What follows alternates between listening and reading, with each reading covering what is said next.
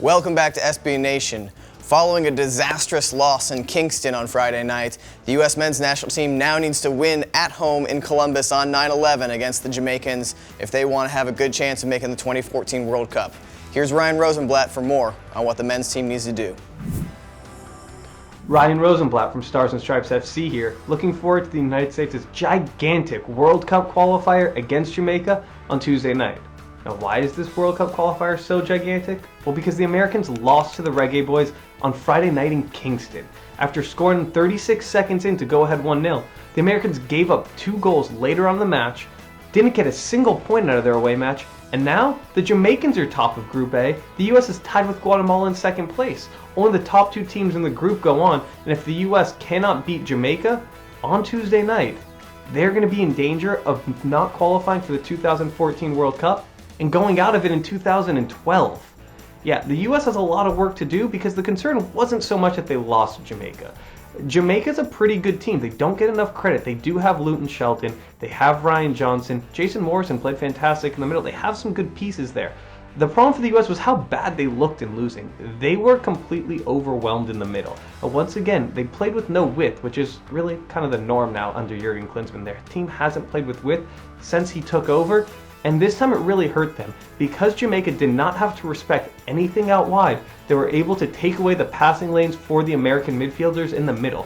And now these American midfielders, they go 3 defensive-minded midfielders in Jermaine Jones, Kyle Beckerman, and Maurice Edu.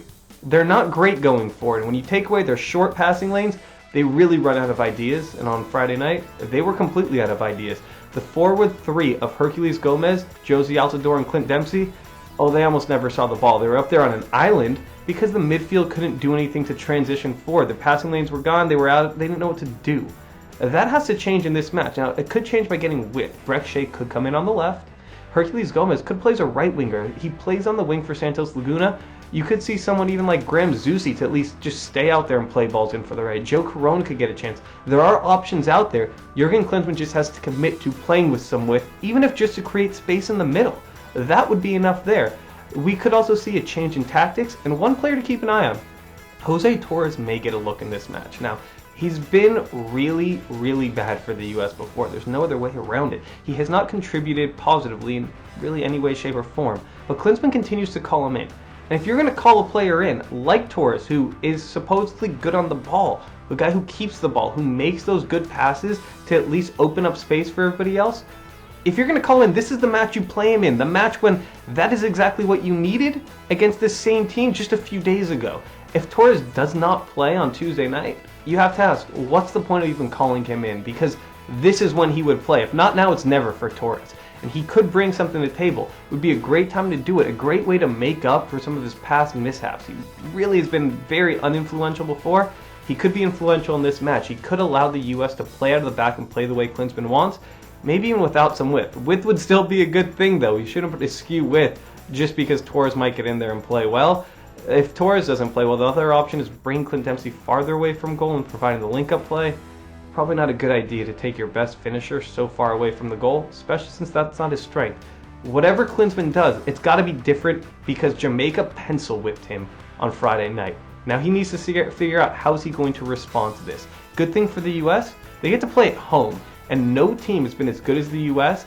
at home in World Cup qualifying. The last time the Americans lost a home World Cup qualifier, all the way back in 2001. Since then, they've won 17 matches, drawn 2, and it hasn't been even close. 54-7 is the scoring margin from those matches over the last 11 years. The Americans are outstanding at home. They're going to have to be outstanding on Tuesday night. Columbus Crew Stadium is expected to be sold out. 24,000 fans screaming and cheering on September 11th. It'll be a heavy emotional moment. It'll also be a highly charged crowd trying to push this U.S. team on because they really need to get 3 points against the Reggae Boys.